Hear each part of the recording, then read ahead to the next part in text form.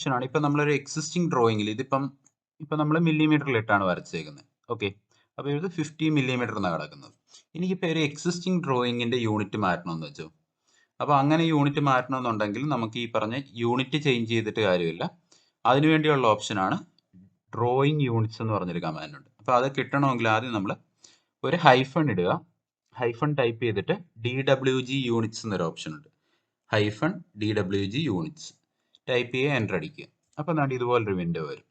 ഇതിൽ drawing units എന്ന് പറഞ്ഞ ഇഞ്ച്, ഫീറ്റ് അങ്ങനെ കുറേ യൂണിറ്റ്സും അതിനൊരു നമ്പറുകളും കാണിച്ചിട്ടുണ്ട്. നമ്മളിവിടെ യൂണിറ്റ് ഓഫ് ലെങ്ത് എന്നുള്ള രീതിയിൽ ഇവിടെ ഇപ്പോൾ 3 എന്നാണ് കിടക്കുന്നത്.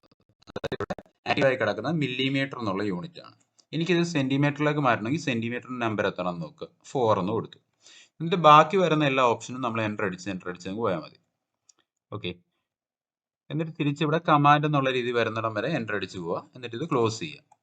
ഓക്കെ, അപ്പോൾ ക്ലോസ് ചെയ്ത് കഴിഞ്ഞപ്പോഴത്തേക്ക് നേരത്തെ നമ്മൾ 50 മില്ലിമീറ്റർ എന്നുള്ളതായിരുന്നു കിടന്നത്. ഇപ്പോൾ ആ ഒരു ലൈൻ വരച്ചത് പോയി. അപ്പോൾ നമ്മൾ ജസ്റ്റ് കിട്ടാൻ വേണ്ടി Z എൻ്റർ എൻ്റർ എന്ന് കൊടുത്തു. അപ്പോൾ ആ ഒരു ലൈൻ മാത്രമേ ഉള്ളതുകൊണ്ട് അത് മാത്രം കാണുന്ന രീതിയിൽ നമുക്ക് ഈ സ്ക്രീൻ കിട്ടും.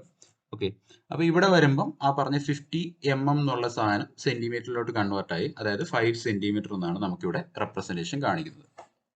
ഇതുപോലെ തന്നെ തിരിച്ചെനിക്കിത് മില്ലിമീറ്റർ ആക്കണമെങ്കിൽ ഈ സെയിം കമാൻഡ് തന്നെ എടുക്കുക. 4 എന്നുള്ളതിന് പകരം 3 കൊടുത്ത് എൻ്റർ അടിച്ച് പോവുക. എന്നിട്ട് കമാൻഡ് എന്നുള്ള പോർഷൻ ഒന്ന് ക്ലോസ് ചെയ്തു. ഇനി തിരിച്ച് Z എൻ്റർ എൻ്റർ. അപ്പോൾ നമുക്കിവിടെ 50 എന്നുള്ള രീതിയിൽ റെപ്രസെൻറ്റേഷൻ കിട്ടും. ഓക്കെ, അതേ സ്ഥാനത്ത് ഇപ്പം നമ്മൾ യൂണിറ്റ് എടുത്തിട്ട് ഇവിടെ ഇപ്പം മില്ലിമീറ്റർ എന്നുള്ളത് സെൻറ്റിമീറ്റർ ഒന്ന് മാറ്റി നോക്കുവാണെങ്കിൽ ഈ പറഞ്ഞ 50 എന്നുള്ളിടത്ത് ചേഞ്ച് കാര്യങ്ങളൊന്നും വരത്തില്ല. ഓക്കെ ആണോ? അപ്പം നമുക്ക് ആ ഒരു കൺവേർഷൻ ചെയ്യണമെങ്കിൽ ഈ പറഞ്ഞ് ഹൈഫൺ DWG യൂണിറ്റ് എന്നുള്ളത് തന്നെ കൊടുത്താൽ മതി. അപ്പോൾ എല്ലാവരും ജസ്റ്റ് ഇതൊന്ന് ചെയ്ത് നോക്കുക. Okay, thank you.